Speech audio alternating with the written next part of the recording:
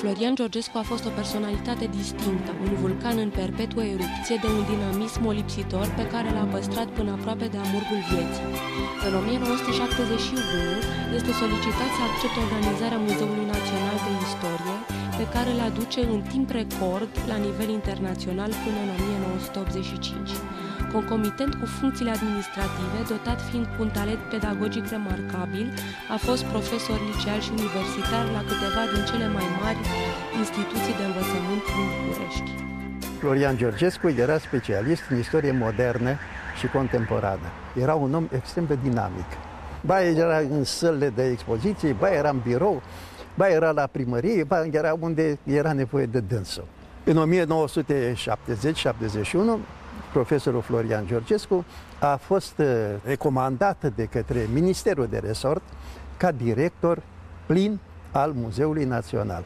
Acest Muzeu Național de Istorie a României, organizat prin zbuciumul dânsului și al colectivului său, s-a organizat muzeul și Florian Georgescu a devenit o căpetenie, nu numai prin calitatea lui de director al Muzeului Național de Istorie, ci și pentru strădaniile dânsului.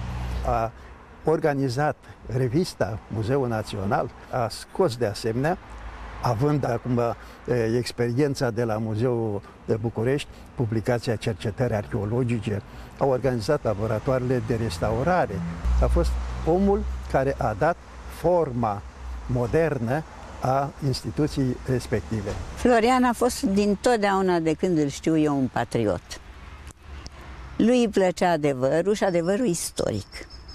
De aceea a ținut de multe ori anumite conferințe, printre care una în care a afirmat că Basarabia este românească și pentru care a fost foarte criticat, și pentru articole de crestomație în care el spunea adevărul istoric despre istoria adevărată a românilor.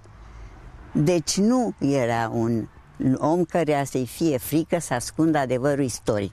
L-a costat și slujba, postul, pentru că nu a mai fost în asentimentul conducerii de atunci și a fost scos din cadrul muzeului și din postul de director. Era un inimos, un sufletist, dar îi plăcea să fii corect și să faci treaba cum trebuie. A călcat pe urmele celor care au fost înaintea noastră și care au rămas în istorie. Florian Georgescu rămâne în istorie. Memoria rămâne și se transmite în timpuri. Florian Georgescu are acest dar al rămânerii în luarea minte a noastră și a multora asemănători nouă și după noi. În episodul următor vă invităm la o întâlnire muzicală alături de Ilinca Dumitrescu, care ne va povesti amintiri din Cotroceni alături de tatăl său, compozitorul și profesorul Ion Dumitrescu.